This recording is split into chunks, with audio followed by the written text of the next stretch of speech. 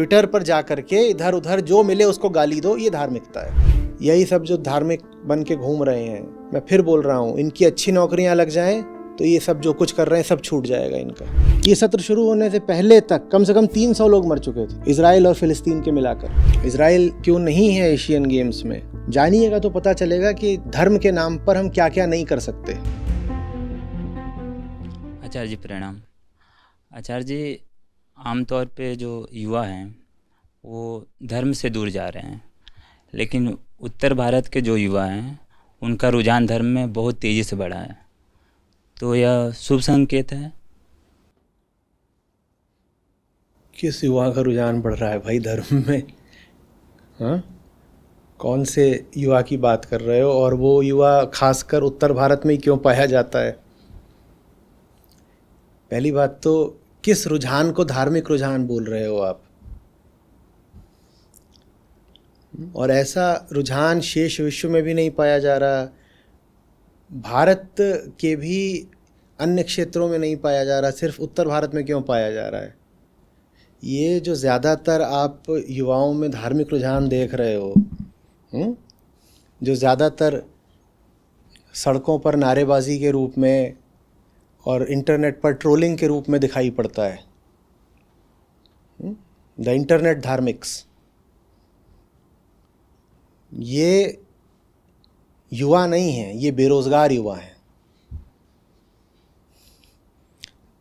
और इनको ये एक वैकल्पिक बेरोजगारी से मुक्ति का तरीका मिला है।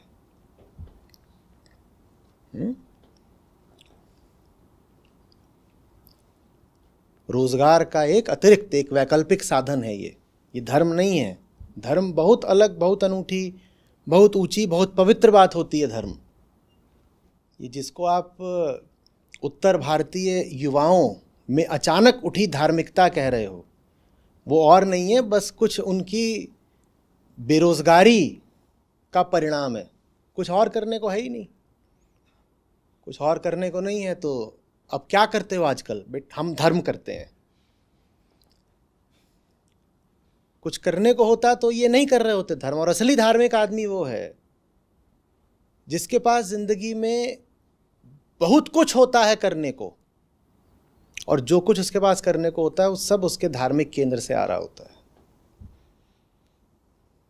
वो बहुत ऊंचे ऊंचे काम कर रहा होता है क्योंकि वो धार्मिक है।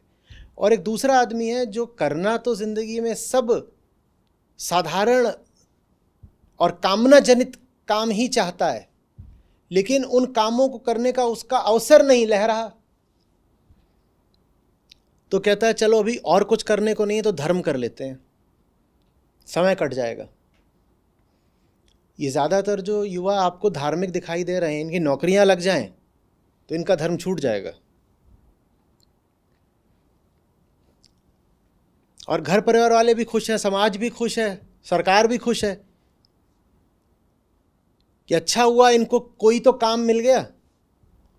क्योंकि काम नहीं मिला होता तो ये समाज से और व्यवस्था से मांग करते कि हमको रोजगार दो। अब ये मांग भी नहीं करते कि हमें रोजगार दो। देखिए क्या होता है, समझिएगा।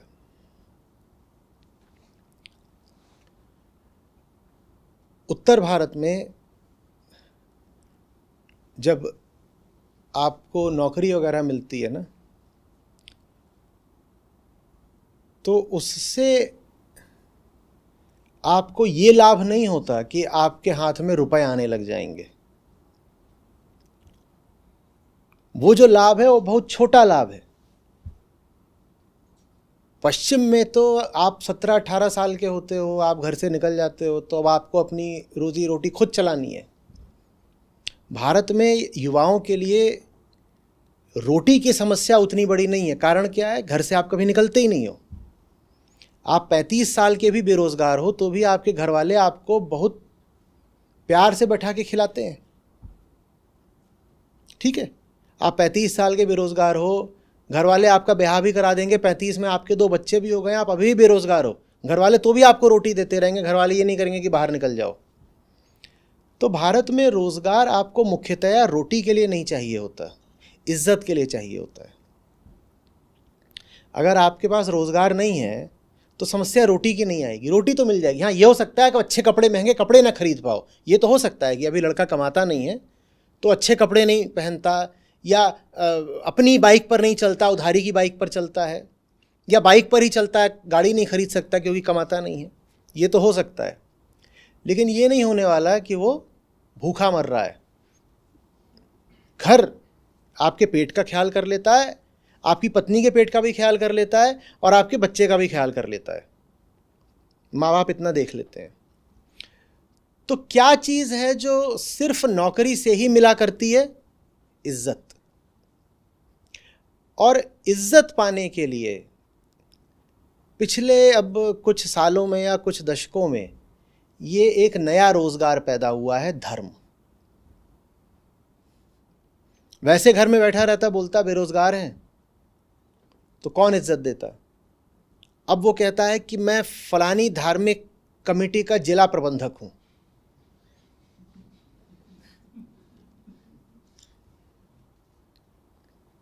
कहीं से किसी की उधारी की कोई पुरानी जीप ले ली, उस पे ऐसे 8-10 जिला प्रबंधक एक साथ बैठ जाते हैं वो, और इधर उधर नारा लगाते, गाली देते निकलते हैं, इज्जत मिल जाती है। ये चल रहा है। अगर वास्तविक धार्मिकता आई होती हमारे युवाओं में तो उसके लक्षण तो बहुत सुंदर, बहुत अद्भुत, बड़े प्यारे होते हैं। वास्तविक धार्मिकता आई होती तो हम पाते कि हमारे युवा बैठ करके उपनिषदों का पाठ कर रहे हैं, गीता पढ़ रहे हैं, नए तरीके के जीवन में प्रयोग कर रहे हैं,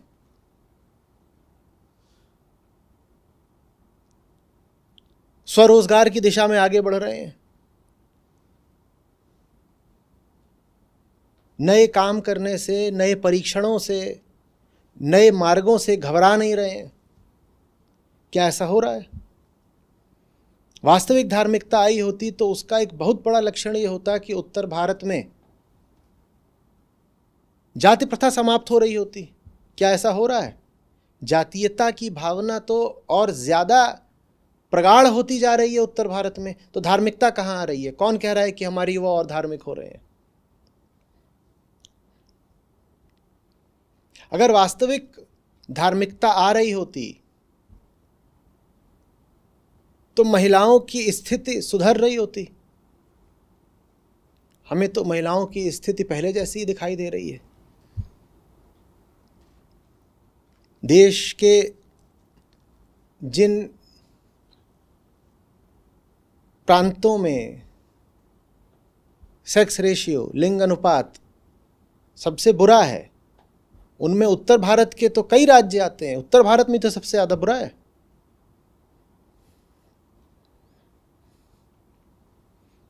और मज़ेदार बात यह है, क्या बोलूं मज़ेदार, बहुत दुखद बात यह है कि उत्तर भारत के जो सबसे ज़्यादा धार्मिक ज़िले हैं वहाँ सेक्स रेशियो बहुत ही बुरा है।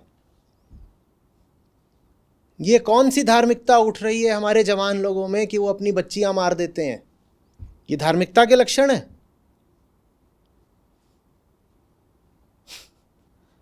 यह धार्मिकता का लक्षण यही होता है कि अब मंदिर ज़्यादा जाने लग गया है और फलानी यात्रा पे जाता है और पैदल पैदल चल के फलानी जगह पर जाता है, पानी लेकर आता है, यही सब बस धार्मिकता का लक्षण है क्या? यह धार्मिकता रोज़मर्रा के जीवन में दिखाई देनी चाहिए। रोज़मर्रा के जीवन में तो धार्मिकता दिखाई नहीं दे रही है। धार्मिकता के नाम पर वही है, ट्विटर पे ज़बरदस्त सक्रियता है, ये धार्मिकता है। ट्विटर पर जाकर के इधर उधर जो मिले उसको गाली दो, ये धार्मिकता है। तथ्यों से छेड़छाड़ करो, इतिहास को तोड़ मरोड़ दो, ये इंटरनेट धार्मिकता है।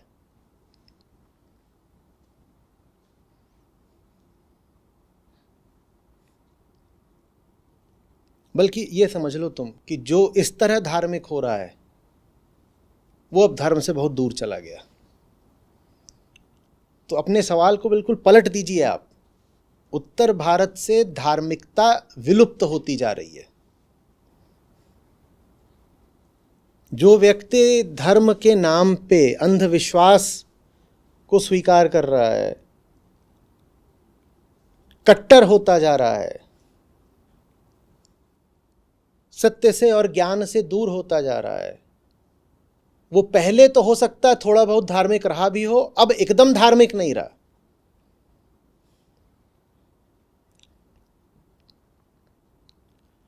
आपको आज अगर कोई अधार्मिक आदमी खोजना हो,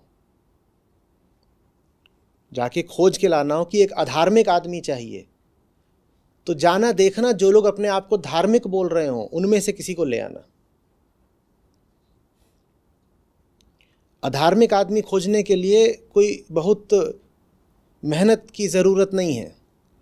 जहाँ धार्मिक लोगों की भीड़ लगी हो उसमें से किसी को भी ले आना, वही सबसे ज़्यादा अधार्मिक हो चुके हैं। जितना अंधविश्वास आज से 20-40 साल पहले रहा होगा, उससे ज़्यादा अंधविश्वास आज है उत्तर भारत में। देश में अन्य जगहों पर भी है, पर उत्तर भारत में तो विशेष तौर पर, और वो बढ़ता ही जा रहा है, बढ़ता ही जा रहा है। उसको बहुत आयोजित व्यवस्थित तरीके से बढ़ाया जा रहा है। ये धर्म के लक्षण है।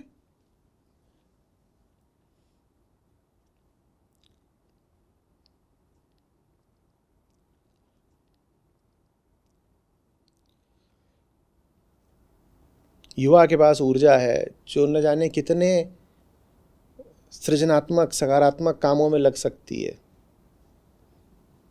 उस ऊर्जा को हम बेबसी में बर्बाद जाते देख रहे हैं, बहुत व्यर्थ तरीके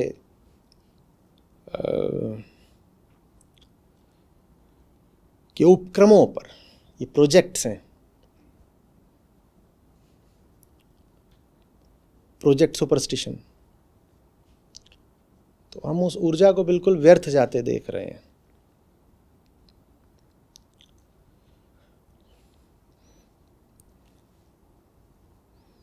आज ये कुछ कर रहे होते हैं, इनको मैं बोलता हूँ कि जो तुम कर रहे हो भाई, ये कहीं गीता वेदांत उपनिषद में कहीं लिखा है? तो अब ये धड़ल्ले से जानते हो क्या जवाब देते हैं? ये बोलते हैं अजी साहब सिर्फ गीता ही है क्या? हमारे इधर ऐसे ही चलता है, यही धर्म है। देखो ये कहाँ तक आ गए। ये अब कृष्ण के ज्ञान और कृष्ण के वचन को भी एकदम धड़ल्ले से ठुकराते हैं। आप कह रहे हो उत्तर भारत में युवाओं में धार्मिकता बढ़ रही है, ये सीधे बोलते हैं नहीं लिखा होगा उपनिषद में, गीता में, वेदांत में, हमारी तरफ ऐसे ही चलता है, यही धर्म है।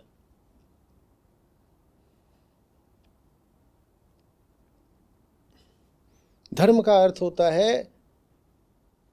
गहरी, अथक, निर्मम जिज्ञासा।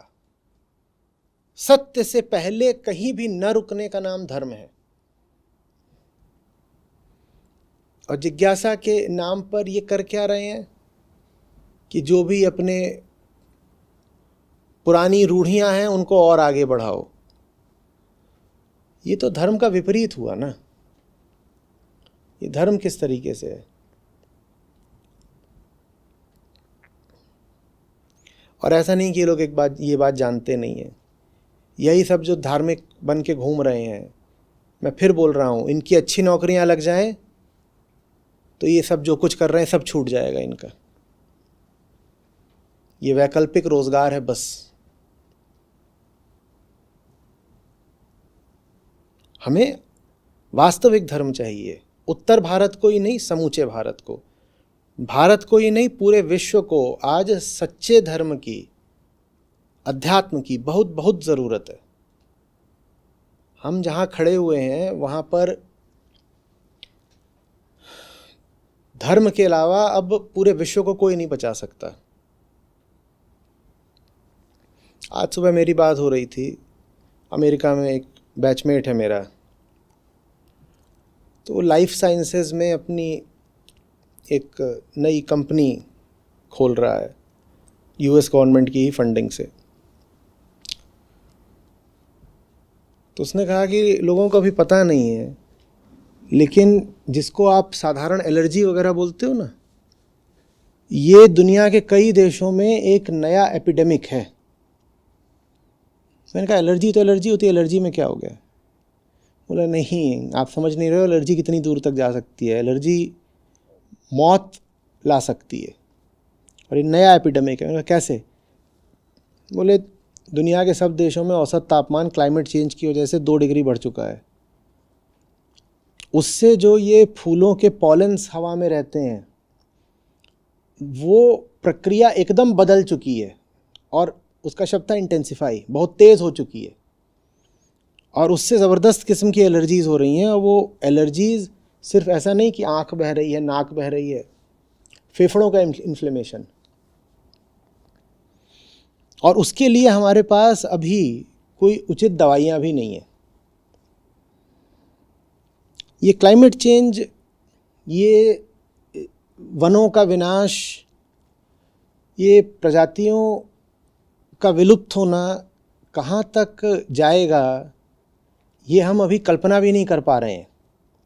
हम सोच रहे हैं कि हम बच जाएंगे, हम नहीं बचेंगे। हमें आज धर्म की ज़रूरत है। धर्म ही है जो मनुष्य की प्रजाति को, सब प्राणियों की प्रजाति को और पृथ्वी को बचा सकता है।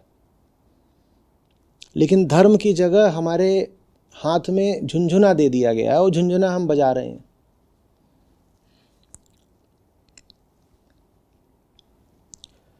अभी एशियन गेम हुए,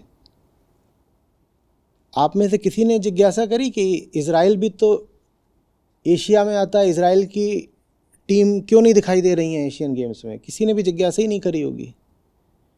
इज़राइल और कहाँ आता है? एशियन कंट्री है ना। तो इज़राइल क्यों नहीं खेल रहा है एशियन गेम्स में? अभी चल रहे हैं एशियन गेम्स, कल उनकी क्लोजिंग सेरेमनी है। इज़राइल क्यों नहीं दिखाई दे रहा है? जिस कारण से इज़राइल नहीं दिखाई दे रहा है उसी कारण से आज हमस ने इज़राइल पर 5000 मिसाइलें दागी हैं। 5000, वो मिसाइलें नहीं है, रॉकेट हैं छोटे, पर 5000 दागे हैं। ये सत्र शुरू होने से पहले तक कम से कम 300 लोग मर चुके थे, इज़राइल और फ़िलिस्तीन के मिलाकर। हम ऐसी जगह पर खड़े हुए हैं जहां पर विनाश कभी भी हो सकता है, यकायक हो सकता है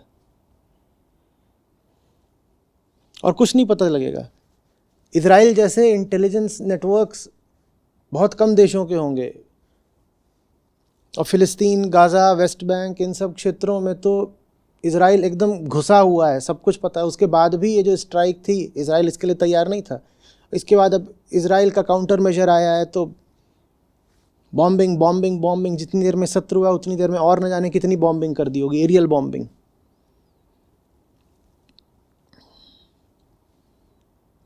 किसी भी क्षण कुछ भी शुरू हो सकता है क्योंकि हम गहरे आत्म अज्ञान में डूबे हुए हैं। धर्म चाहिए आत्मज्ञान के लिए, और मैं बार बार बोलता हूँ आत्मज्ञान के अलावा और कोई धर्म नहीं होता। ये जो हमने 800 करोड़ की विश्व की जनसंख्या कर दी है, आत्मज्ञान नहीं होगा तो ये लोग सिर्फ एक चीज़ मांगेंगे, क्या? भोग भोग, कंजम्पशन कंजम्पशन कंजम्पशन। और भारत विश्व के युवा लोग देशों में से एक है। ये भारतीय युवा सब मांगेंगे और दो, मुझे भोगना है, मुझे भोगना है, मुझे भोगना। पृथ्वी के पास इतना है ही नहीं कि सब युवाओं को इतना भोग करा सके। सबको उतना ही भोगना है जितना कि कोई दुबई में या जर्मनी में या अमेरिका में औसत नागरिक भोग रहा है।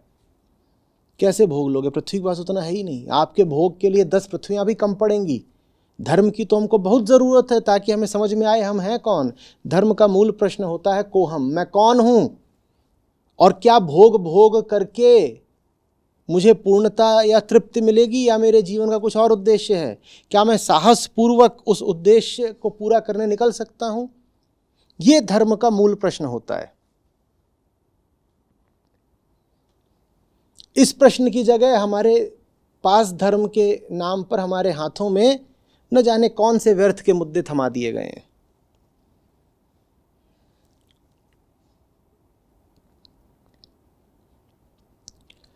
कुछ आ रही है बात समझ में? धर्म कोई बस व्यक्तिगत संतुष्टि की चीज नहीं होता है। समाज भी बचाना है तो धर्म चाहिए, राष्ट्र को बचाना है तो धर्म चाहिए, और आज विश्व को भी अगर बचाना है तो धर्म चाहिए बाबा। और धर्म के अभाव से ज्यादा खतरनाक होता है धर्म का दूषित या विकृत हो जाना। जाइएगा, पढ़िएगा, गूगल करिएगा, म्यूनिख मैसेकर।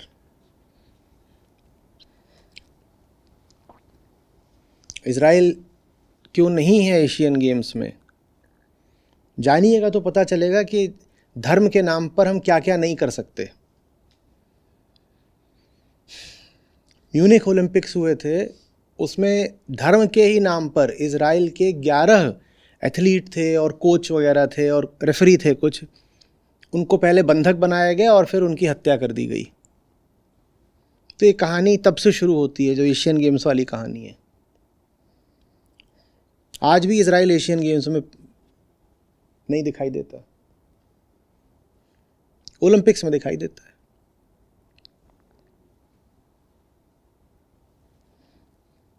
इजराइल का इसलिए बोल रहा हूं क्योंकि ताज़ा ताज़ा आज इस समय बॉम्बिंग चल ही रही होगी।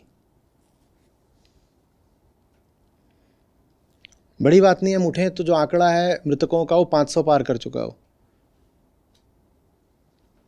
और हमारा मीडिया ऐसे दिखा रहा है। इजराइल के जो फाइटर जेट्स हैं उनमें कैमरा लगे हुए हैं, वहाँ पे वो अपना रिकॉर्डिंग कर रहे हैं कि देखो बम गिर रहा है तो नीचे से कैसे धुएं उठ रहे हैं, और वो जो रिकॉर्डिंग है वो मीडिया के पास पहुँच रही है, मीडिया उसको दुनिया भर में दिखा रहा है, सब उसे मनोरंजन की तरह ले रहे हैं। धर्म मनोरंजन ही तो बन गया है, धर्म माने खिलौना। कबीर साहब ने कहा था ना, लोगन राम खिलौना जाना, तो राम को तो खिलौना बना दिया। लोगन राम खिलौना जाना, धर्म माने मनोरंजन।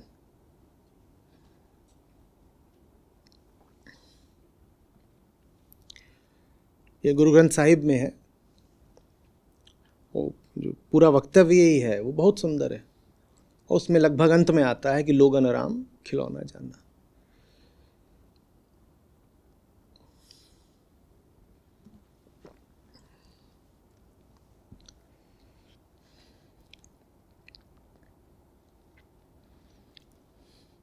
धर्म अगर विकृत हो गया तो धर्म से ज्यादा खतरनाक कुछ नहीं होता।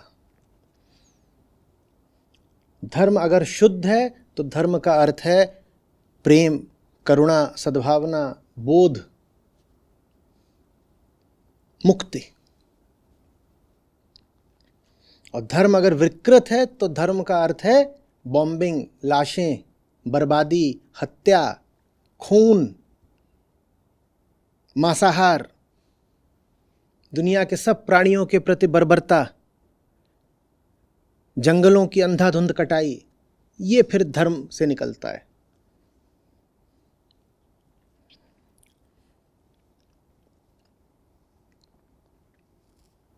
आचार्य जी, आज सुबह ही बात हो रही थी, मेरे मित्र हैं सिक्किम के, तो वहाँ पे बाढ़ आई है ना सिक्किम में, तो उनसे बात हो रही थी। तो अभी आपने जो बात बोली कि अगर जो कुछ चीज़ मनोरंजन में बदल गया धर्म, तो फिर उसकी ऐसे ही विकृत हो जाती है।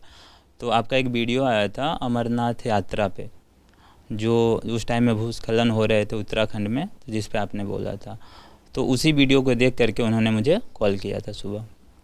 तो वही बता रहे थे कि अब उनको भी नहीं पता कि उसका रीज़न क्या है, वहाँ पे जो बाढ़ आई है क्या वजह है, लेकिन बता रहे थे कि जो आचार्य जी उसमें बात बोल रहे हैं, अगर उस चीज़ पे लोगों ने अमल कर ली होती तो शायद आज वहाँ पे हज़ारों लोगों की जानें बच गई होती।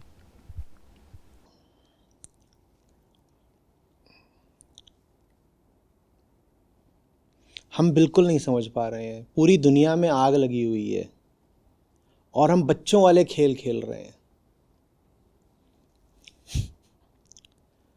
जैसे घर में आग लगी हुई हो और घर के 2 बच्चे आपस में इसलिए लड़ रहे हो, 2 बच्चे ले लीजिए, 5 बच्चे ले लीजिए, बड़े भी सब बच्चे ही जैसे हैं अब, और घर के ये सब बच्चे आपस में लड़ रहे हैं कि तूने मेरी गुड़िया चुरा ली, तूने मेरा लट्टू चुरा लिया, तू मेरी चड्डी वापस कर दे, अरे मेरी थाली का चम्मच वो लेके भाग गया। इस बात पे ये घर के बच्चे लड़ रहे हैं और घर में भयानक आग लगी हुई है।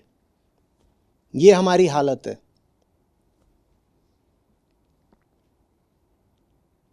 हमें कुछ समझ में ही नहीं आ रहा है, और जो चीज़ हमको समझा सकती है उसको हम बर्बाद करने पर तुले। क्या हमें समझा सकता है? उसको अध्यात्म बोलते हैं। अध्यात्म का अर्थ ही होता है आत्मज्ञान। धर्म माने आत्मज्ञान। आत्मज्ञान के अलावा बाकी जो कुछ है धर्म के नाम पे, वो सब मिथ्या है और पाखंड है। धर्म माने मात्र आत्मज्ञान।